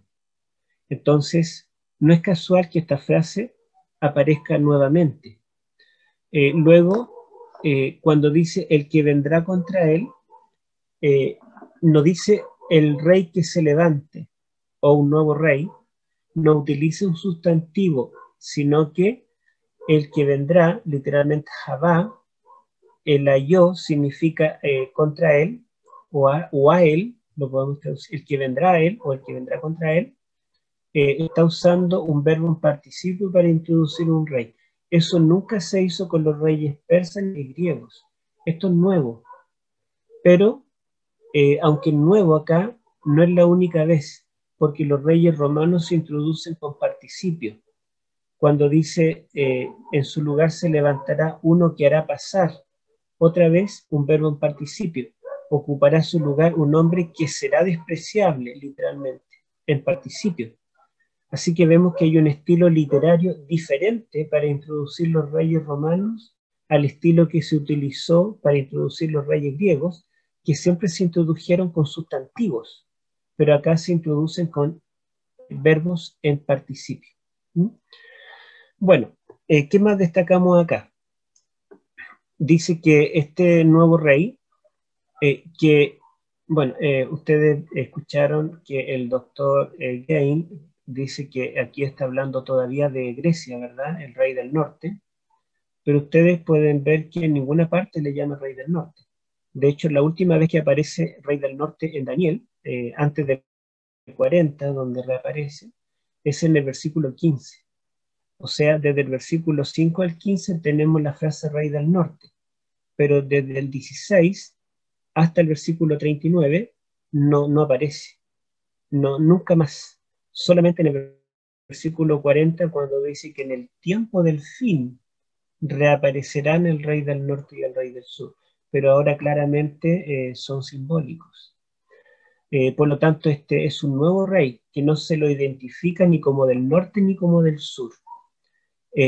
Esta frase, hará de acuerdo a su voluntad, es una frase que se utilizó para introducir a un nuevo rey de un nuevo imperio en el versículo 3.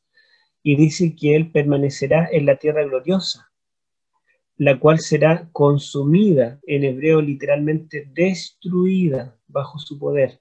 Pregunto, ¿quién destruyó la tierra gloriosa? Vimos que los reyes persas en realidad la restauraron.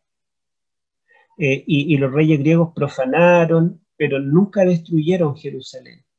Quien destruyó la tierra gloriosa fue Roma en el año 70, y Cristo lo profetizó.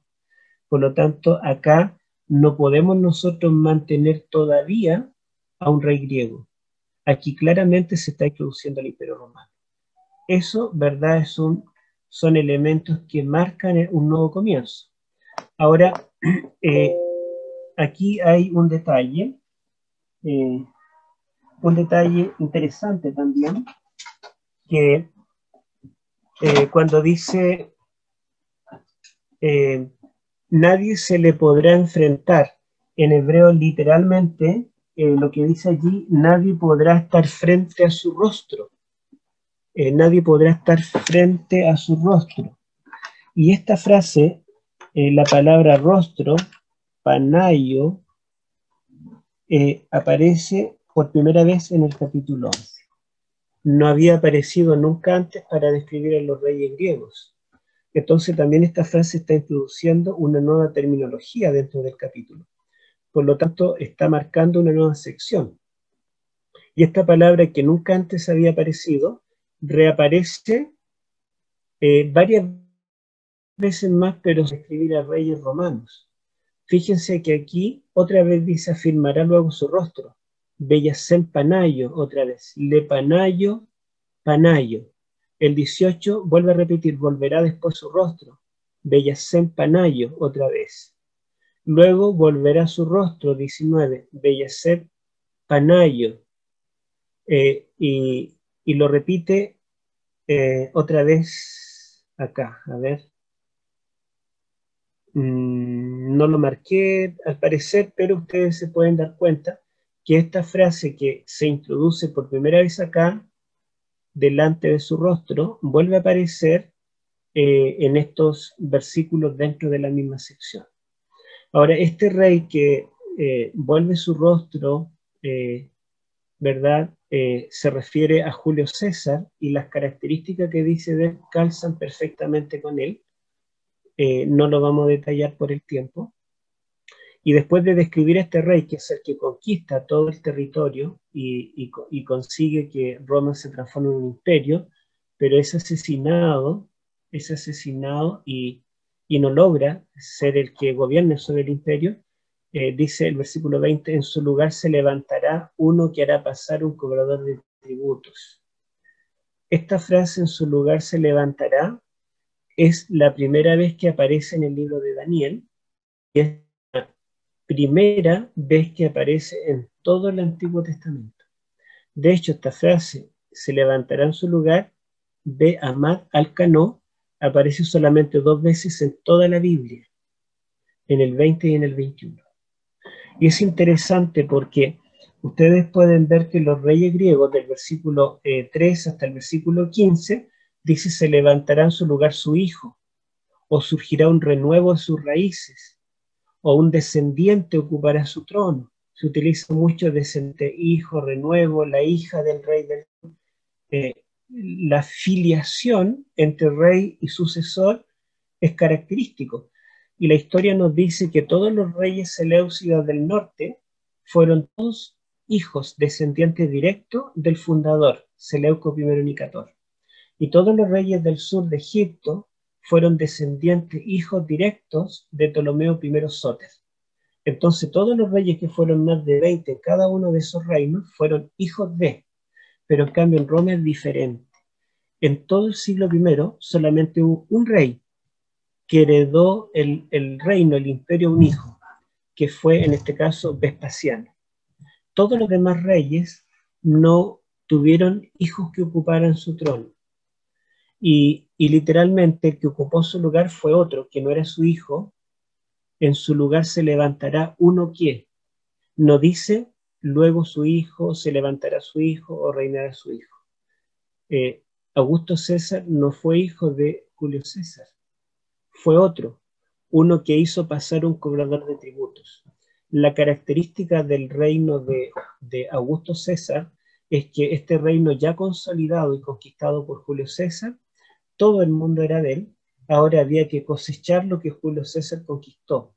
Ya no era tiempo de seguir conquistando, ahora había que cobrar tributo a todos esos reinos que le pertenecían. Y por lo tanto él hizo 3 o 4 censos, según los historiadores, mundiales, en los cuales hizo que todo el mundo fuera empadronado para saber cuánta población había y cuánto tributo cobrar.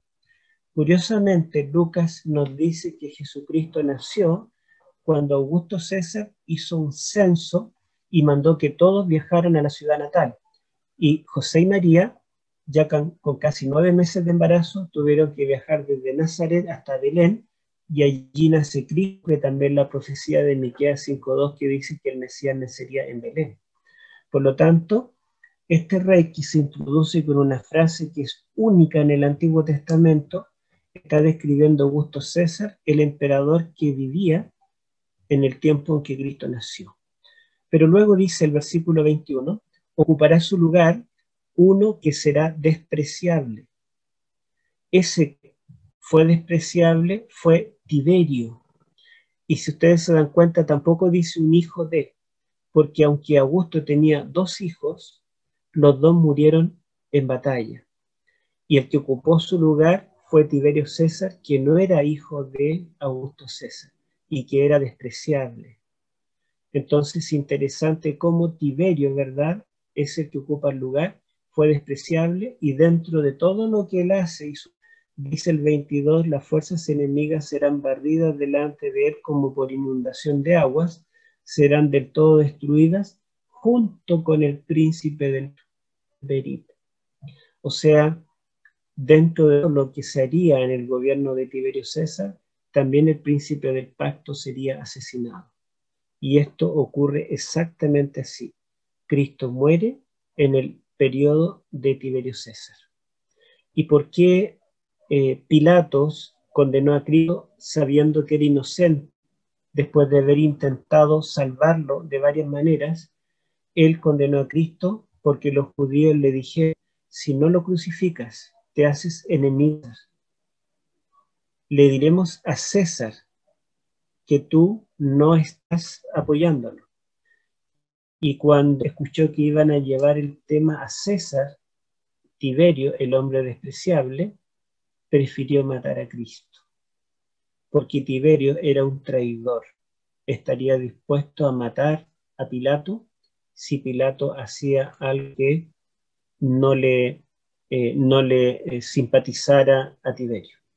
Entonces, por esa desconfianza en este rey traidor, en este emperador, fue que Pilato hizo matar a Cristo. La palabra negid es solamente en Daniel 9, cuando habla de que el Mesías príncipe morirá. Y la palabra pacto también aparece allí cuando dice que con su muerte confirmará el pacto con muchos. Por lo tanto, aquí simplemente se le llama el príncipe del pacto. ¿Quién es el príncipe del pacto? El de allí, de las 70 semanas, el que murió para salvarnos. Bueno, y aquí tenemos los dos emperadores que uno fue el que existía, reinaba cuando Cristo nació, y el otro el que reinaba cuando Cristo murió. Toda la vida de Cristo la vivió en la tierra bajo el reinado de estos dos emperadores. Pero después los versículos 22 en adelante, ¿verdad? Al 30, que continúan hablando de Roma. El 22 habla del príncipe del pacto, y ustedes pueden ver que la palabra pacto, que entre paréntesis no aparece nunca en el capítulo 10 y 11 hasta este versículo. La palabra pacto es la primera vez que aparece en esta sección, pero en esta sección se transforma en una palabra recurrente. Fíjense el 28. Él volverá a su tierra con gran riqueza y pondrá su corazón contra el pacto santo. Luego dice el versículo 30, porque vendrán contra él naves de Quitim y él se contristará y retrocederá, se enojará contra el pacto santo y hará según su voluntad, volverá pues y se entenderá con los que abandonen el pacto santo. Entonces esta palabra pacto que aparece acá por primera vez no es casual, porque se transforma en una palabra importante en esta sección. Entonces, y además dice que es el emperador de Roma, porque estamos hablando de Roma, habrá uno que se volverá contra el pacto santo. Y dice que habrá un emperador que se entenderá con los que apostaten. Este verbo abandonar se puede traducir como abandonar o apostatar, con los que apostaten del pacto santo. En otras palabras, esto nos prepara para hablar desde el 31 en adelante con aquel grupo que son el cristianismo apóstata. Ahora, como se califica 3 veces al pacto como santo, fíjense, 3 veces se le llama pacto santo, esto nos da a entender que este pacto no es un pacto secular de un rey terrenal o de un sacerdote terrenal, sino que tiene que ser un pacto divino. La palabra santo en Daniel siempre se refiere o califica lo divino, nunca se utiliza para hablar de algo secular. Por lo tanto, si el pacto es santo, el príncipe del pacto tiene que ser un representante de Dios. Los católicos preteristas dicen que el príncipe del pacto tiene que ser el sumo sacerdote Onías III, porque por cuestiones políticas había 2 bandos, 2 sacerdotes, Tobías y Onías, y un general mató a Onías, entonces se refiere a la muerte de Onías III. Pero no puede ser que Onías III, un personaje sin importancia, sea el centro de toda la última revelación que recibe Daniel, la más importante. Por otro lado, otro grupo de preteristas y también muchos futuristas dicen que el príncipe del pacto es Ptolomeo VI, uno de los reyes egipcios. Ptolomeo VI fue asesinado y por lo tanto cuando dice que es el príncipe del pacto, está hablando de su muerte. Pero acá esto es un pacto santo. Por lo tanto, el príncipe del pacto tiene que ser un emisario de Dios. Bueno, versículo 23 voy a detallar algunas cositas acá. Y yo quería mostrarles que hay algunas palabras después del príncipe del pacto, como esta frase, estando la provincia en paz, entrará, que sería Bechalvá Yavó en hebreo. Y esta frase se repite en forma invertida en los versos anteriores, también acá, Ubó Bechalvá. Vendrá sin aviso, que literalmente será vendrá en paz. Hay otra frase el participio nipse, esta raíz se repite también acá, nipse, pero en esta forma, bisá, que es la misma raíz. Y también nosotros tenemos que la palabra milhamá, guerra, aparece solo 2 veces en el capítulo 11. Acá y también acá. Acá también vamos a encontrar milhamá, acá, batalla. Entonces lo que se ve es que se hace como un marco en torno al príncipe del pacto. Milhamá aparece solo acá, en Daniel 11, y solo acá.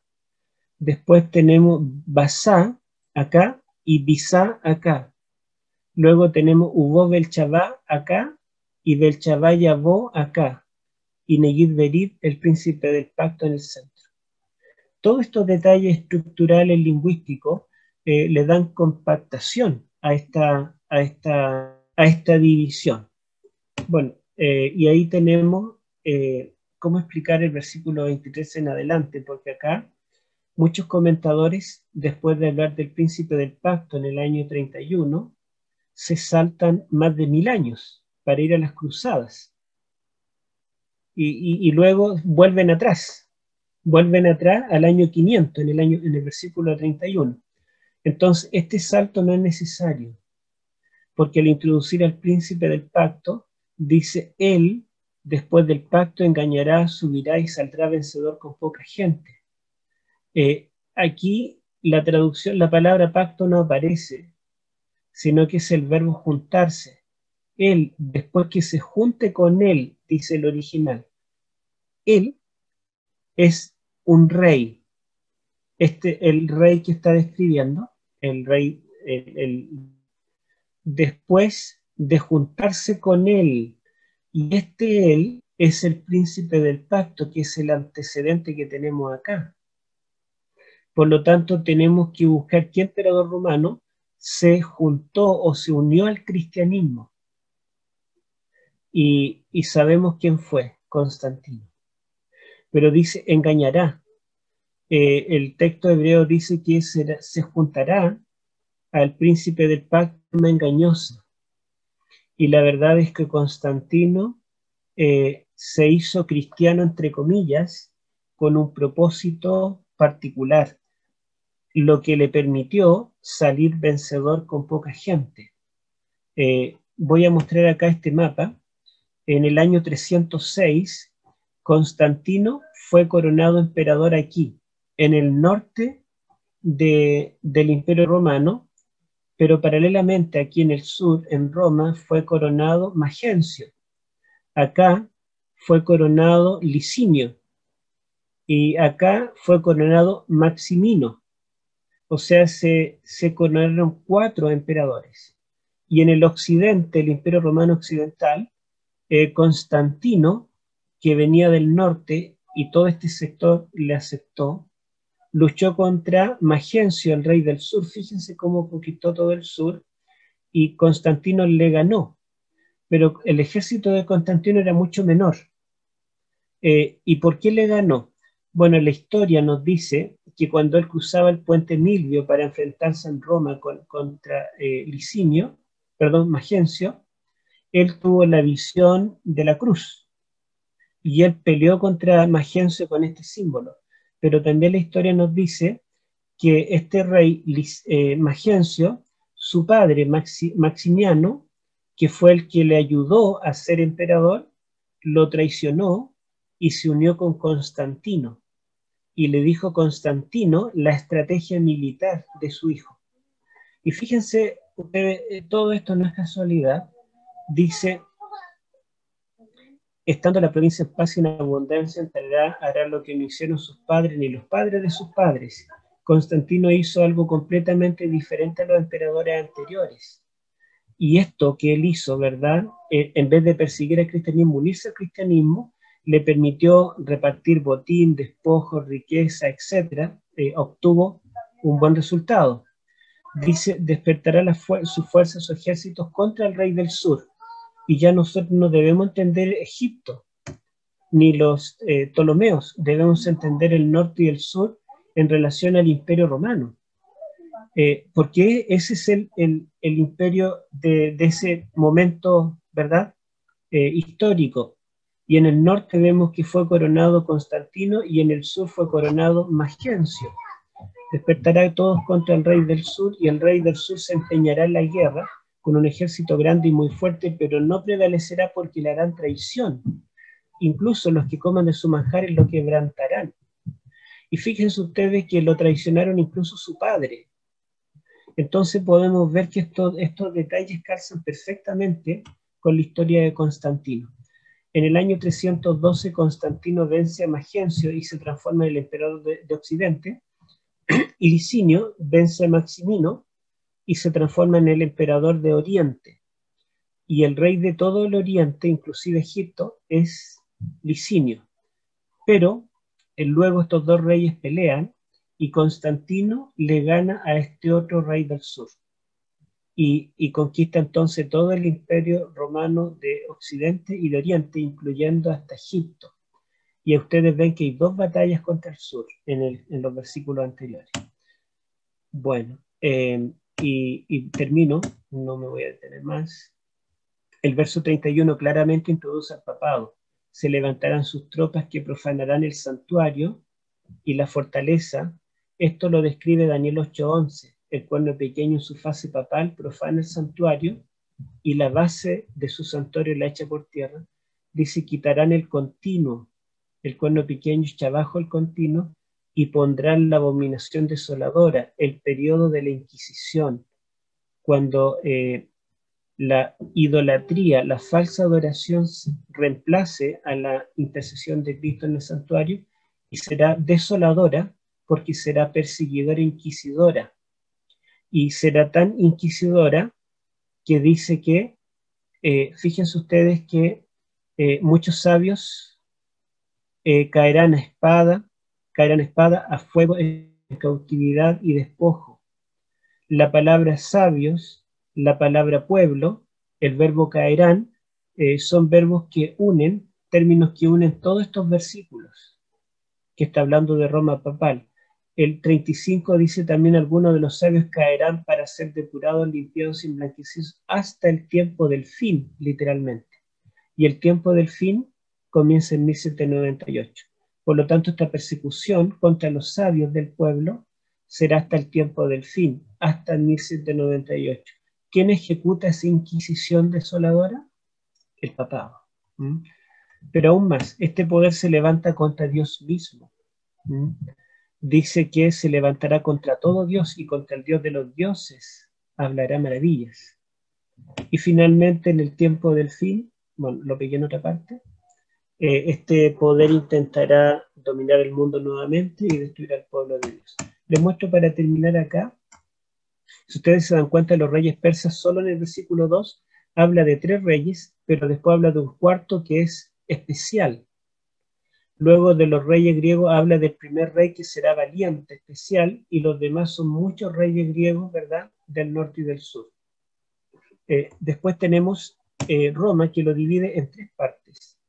Roma antes del Mesías contra la tierra gloriosa, Roma después del Mesías contra el pacto santo, y Roma contra el Mesías príncipe, el príncipe del pacto. Y tenemos también que Roma papal lo divide en 3, los versículos 31 al 35, que habla de la persecución contra los santos hasta el tiempo del fin, del 40 al 45, la persecución de los santos después del tiempo del fin, y en el centro tenemos el papado que se exalta a sí mismo, ¿verdad? Se levanta contra el Dios de los dioses. Y finalmente tenemos aquí abajo el reino de Miguel, que es, ¿verdad?, el reino eterno de Cristo. Esa vamos a dejarla como última diapositiva. Esto ya serían detalles microestructurales, o sea, estas divisiones principales que son 5 reinos, los dividimos en 2 partes, 3 partes, y el reino de Miguel queda como una sola parte. Es un poco yo creo que están todos cansados, pero la verdad es que esto nos ayuda a poder interpretar mejor. Ahora hay que llenarlo con carne, con músculo, con piel, la interpretación propiamente. Pero la estructura literaria es el esqueleto, y si es sólido, podrá sostener una interpretación sólida también. Bien, gracias Héctor por tu presentación. De hecho, mi compañero y yo estábamos hablando por interno diciendo de que nos has persuadido, creo, bastante con lo que acabas de exponer, ¿no? Al menos para mí ha sido bastante claro, y habían detalles que no había considerado ni tampoco había leído de otros autores, como por ejemplo la cantidad de palabras que uno puede encontrar que son únicas para apuntar a ciertos reinos. Así que es bastante peculiar lo que has presentado, Héctor. De repente, en otra oportunidad, puedes ya estar una vez más con nosotros para presentarnos ya la interpretación del texto, porque hoy ya te enfocaste, como me dices, en la estructura. Y sí que probablemente más adelante podamos juntarnos para estudiar ya la interpretación, que creo que más de uno acaba de ser bendecido. Bien, el tiempo nos está ganando, así que tengo algunas preguntas específicas, ¿no? La primera de ellas tiene que ver con Roy Gain. ¿Tú qué opinas de su propuesta? ¿Merece ser considerada en los estudios serios del libro de Daniel? ¿Merece ser validada? ¿Cuál es tu opinión al respecto? ¿Es posible ver, por ejemplo, al Islam realmente allí, o solamente es que es algo peculiar de esta interpretación que de hecho desafía la tradicional? Bueno, dentro de mi artículo, que yo coloco algunas citas de Elena de White, en realidad no escribo las citas, coloco, digamos, la fuente nomás, pero ella dice que cuando nosotros estudiamos Daniel y Apocalipsis, debemos ver que las secuencias se van repitiendo. Y y que en Apocalipsis se dan más detalles de los temas que ya se introdujeron en Daniel. Y en Apocalipsis nunca tenemos los musulmanes como un imperio, como una bestia o como algún protagonista importante. Y si Daniel 11, 40 al 45 está hablando del tiempo del fin, debiera aparecer en Apocalipsis, que Apocalipsis amplía sobre todo aquella etapa de Daniel.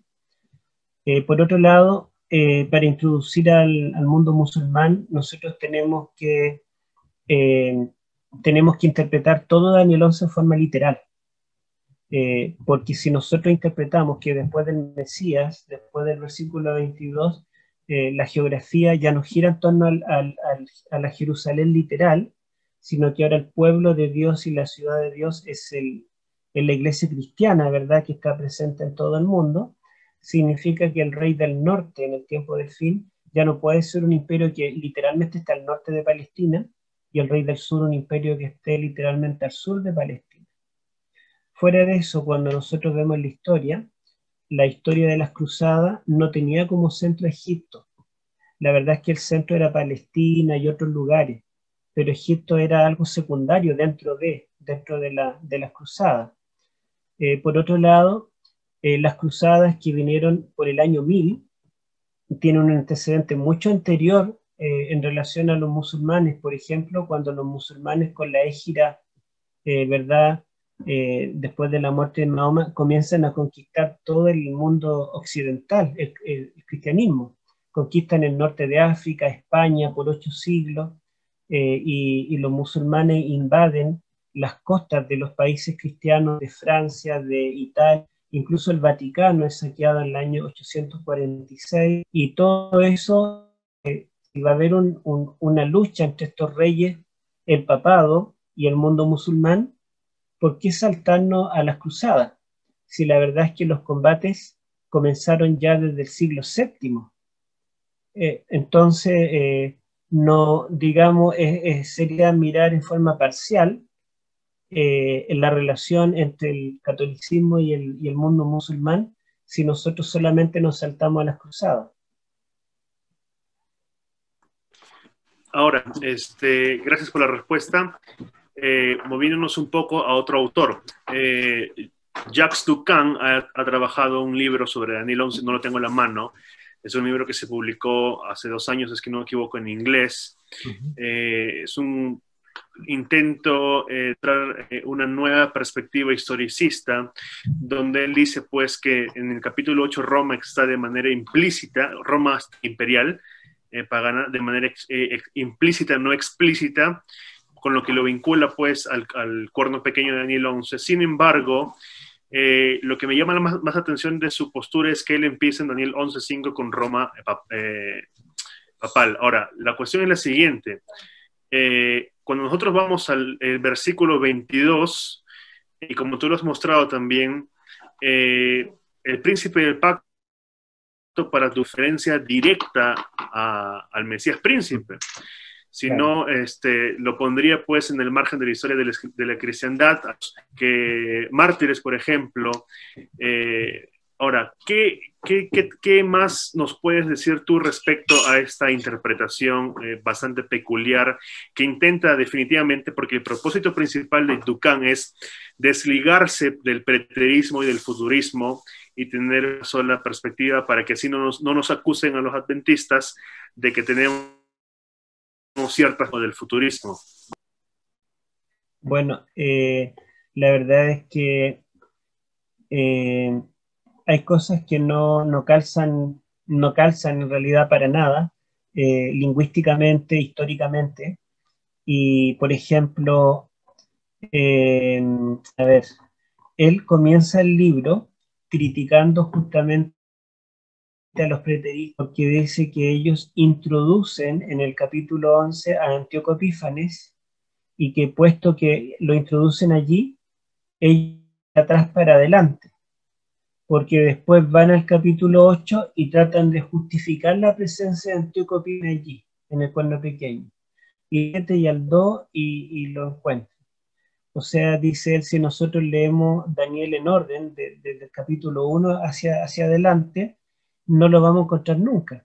Pero como ellos lo ven en el capítulo 11, tratan de meterlo después en el 8 y en los otros capítulos.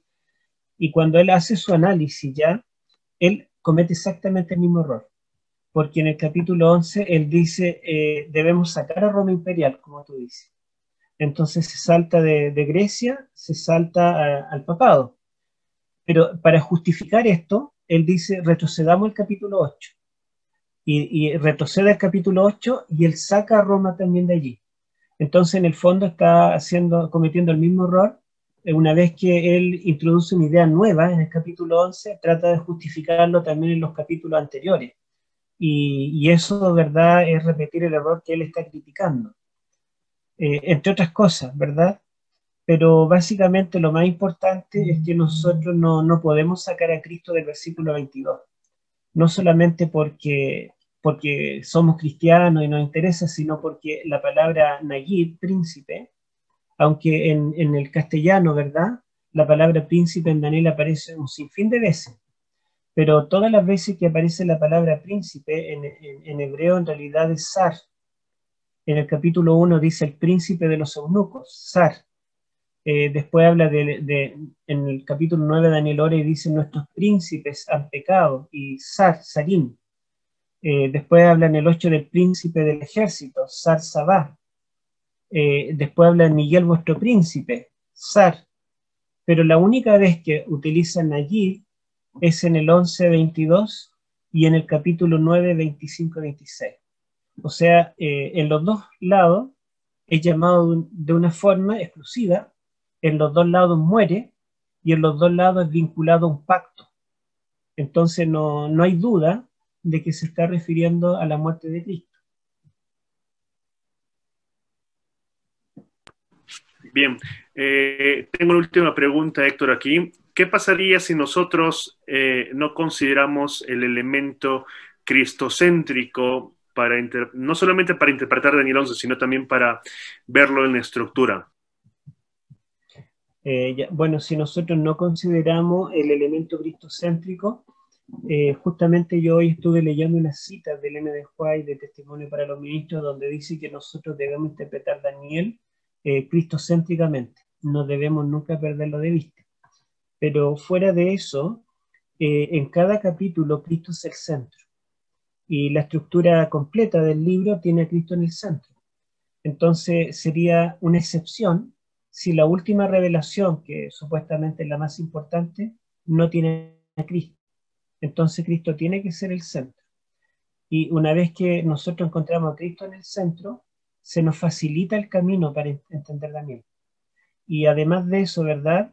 Desde el versículo 22, donde se introduce a Cristo, y él hace un pacto, debemos entender ahora a tu pueblo, el pueblo de Daniel, como el Israel del nuevo pacto. Para mí eso es fundamental. Bien, Héctor, hemos llegado al final de la presentación. Gracias por habernos acompañado esta noche. Ya de hecho para Chile es un poco tarde. Gracias por haberte quedado con nosotros. De todas maneras, Héctor, aprovechar aquí para invitarte y puedas acompañarnos una vez más adelante para que nos hables sobre la interpretación de Daniel 11 y sobre todo de dos poderes bastante enigmáticos, los cuales han llamado mucho la atención, que son los reyes del norte y los reyes del sur. Hay varias perspectivas, he leído la tuya y me interesaría bastante que podamos conversar y que presentes esta presentación. No sé si tienes unas palabras finales ya para despedirnos palabras finales para que nos oyen. Bueno, te iba a mencionar que me parece que un amigo en común, Mario Hidalgo, me parece que tenía una pregunta, o no sé si quedó respondida. A lo mejor Mario podría decir si ya fue respondida o si todavía le queda una duda. Me gustaría, no sé, si está presente. Y si no, bueno, despedirme. De hecho, Mario, la pregunta que me envió Mario fue justamente respecto a la posición de Roy Gane, la primera que te hice, ¿no?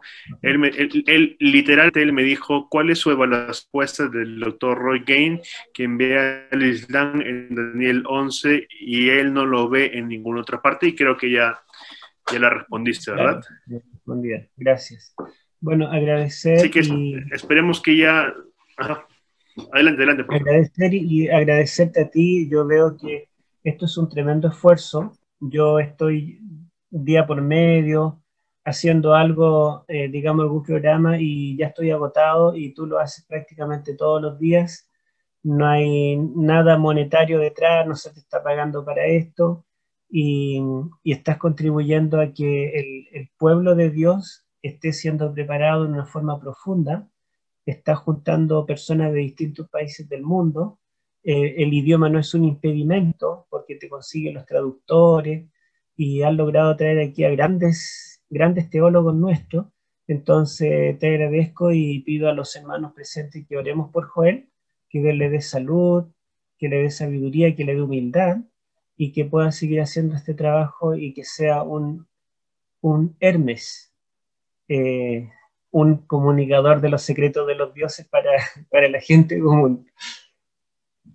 Gracias, Héctor, por tus palabras, las aprecio bastante, de verdad. Amigos, hemos llegado al final del programa. Como ya mencionamos, Dios mediante vamos a tener más adelante una vez más a Héctor con nosotros, ya para que nos hable de la interpretación de Daniel 11 en sí. De hecho, él escribió un artículo que ahorita está siendo evaluado y Dios mediante esperamos publicarlo para luego también compartirlo con todos ustedes. Recuerden también que nos pueden seguir por nuestros canales de Facebook y página de Facebook y YouTube como Biblia, Teología y Misión. Héctor, por favor, para terminar, ¿puedes guiarnos en oración? Sí, oremos. Padre Celestial, te damos gracias, Señor, porque tú nos has permitido poder estudiar tu palabra, poder profundizar un poquito más. Quizá este tema es denso para muchos, pero te pedimos que ellos lo puedan volver a escuchar, y al mismo tiempo, Señor, esto le ayude, sea una herramienta que les permita entender mejor este capítulo que ha sido difícil para nuestra iglesia a través de su historia, y que, como vimos al principio, todavía no hay unanimidad dentro de nuestros intérpretes. También, Señor, ayúdanos a entender en una forma madura, no criticando, no viendo como malo a alguien que piensa diferente, sino el esfuerzo que cada uno de nosotros estamos haciendo para intentar dilucidar este capítulo. Podemos estar equivocados, pero eso no quiere decir que no haya honestidad de parte de cada uno de nosotros. Te pedimos, Señor, que todo esto, estas distintas posturas que se están dando, que sirvan para la unidad de la Iglesia. En la diversidad hay unidad, que tu Espíritu Santo sea el que nos guíe y que finalmente todo esto contribuya no solamente a instruir a tu pueblo, sino también a clarificar estos puntos que todavía no están definidos. Bendice a cada uno de los presentes y a todos los hermanos que escuchan. Te lo pedimos por Jesús. Amén.